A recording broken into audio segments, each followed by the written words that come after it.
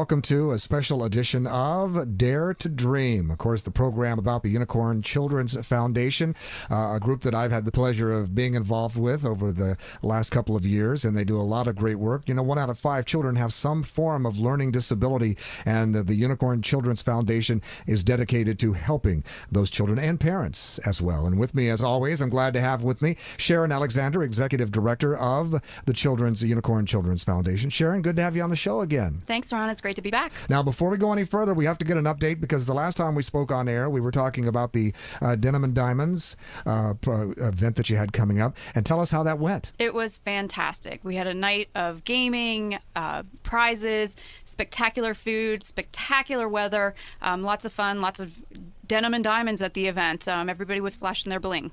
Well, I'm glad that it went well, and we'd like to thank all of you listening who participated, and we want to thank you for your support of the Unicorn Children's Foundation.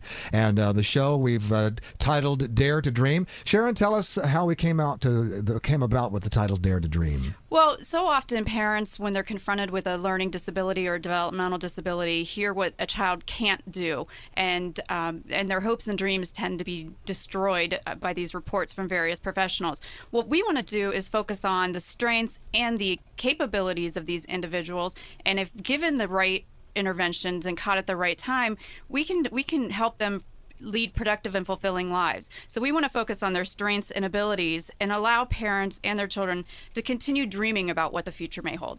And, you know, you're so right when you talk about not just helping the children, but, you know, parents need a lot of help in this situation when they have children with learning disabilities, because it requires a major modification of how you deal with your child and how you react to what they do and say. A lot of times the children can't really control what they do or say, and a lot of times it can be hurtful. So parents need to understand how to deal with that as well. Absolutely. I think raising a child, nobody was given a parenting manual when they took their baby home from the hospital. When dealing with children with developmental or learning disabilities, it's even much more challenging. And parents are often frustrated. They hear what other people are trying and what might work for other people may not necessarily work for them. So we want to be a resource to those parents where they can call and get accurate guidance. And you're so right about that, because everyone you talk to has an opinion. Everyone has the surefire cure-all method, and 9 times out of 10 they're so terribly wrong.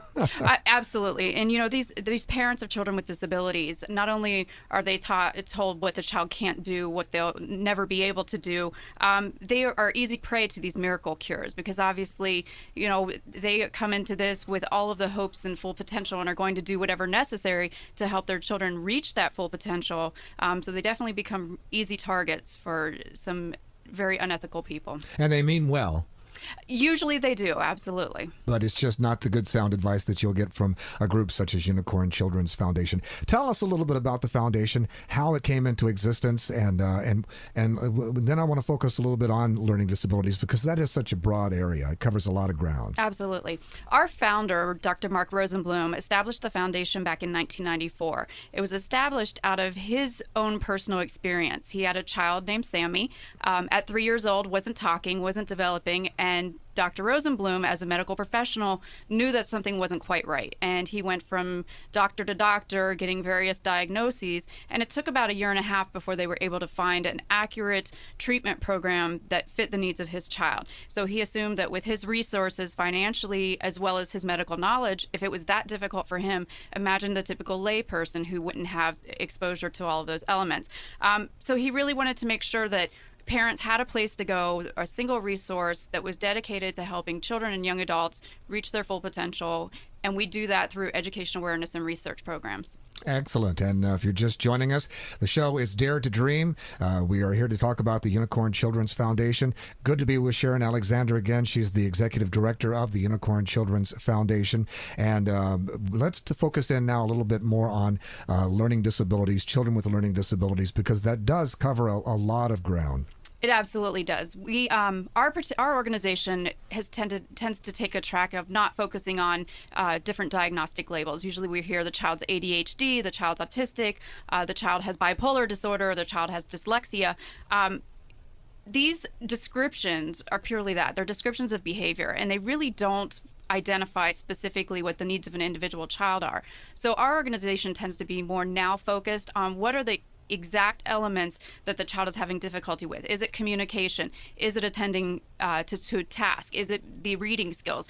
Because the diagnostic labels themselves, while they help clinicians communicate, they really tend to throw all of the kids into one basket. And if you meet one child with autism, you've met one child with autism. Mm-hmm. They do tend to generalize. Absolutely. And there are so many. Each child is different, and each child, I guess, is affected differently, and each child reacts to that differently, even to the stimulus, even to the stimulus of a conversation with a parent, or even being corrected by a parent. Absolutely. And what kind of an age? Is there an age range? Is there a cutoff limit to an age at the Unicorn Children's Foundation, or just children of all ages? Well, we started out being primarily focused on early identification and intervention, which was more of the birth to 5 age. But we know that these children don't stay children forever. They do grow up, and even though they're growing chronologically, many of them still will continue to have difficulties throughout their adulthood. So just this past year, our board got together and decided to expand our mission to focus on birth through young adulthood, to make sure that we're able to provide strategies and resources so that children can either go off to college, they can continue furthering their education, they can get job training skills, employment, independent living, or supported living. So we're really looking at the broad spectrum now. Is it true that a lot of children with learning disabilities are actually very intelligent children as far as IQ status, that they actually test very, very intelligent and at the upper end of the IQ test, but it's just the inability sometimes to deal with the things that go on in life that causes people to group them into, say, maybe a group of lesser intelligence? You know, it's interesting you bring up the IQ test, because that seems to be one of the critical variables that people are looking at. But the IQ test really only tells us how a child performs on a particular day on that particular test. So yes, some of these children will test extremely high on the IQ. However, there are some who test low, but that doesn't necessarily give us an indicator of their intelligence level. It really just tells us that the test is not keen to picking up that particular child's strengths.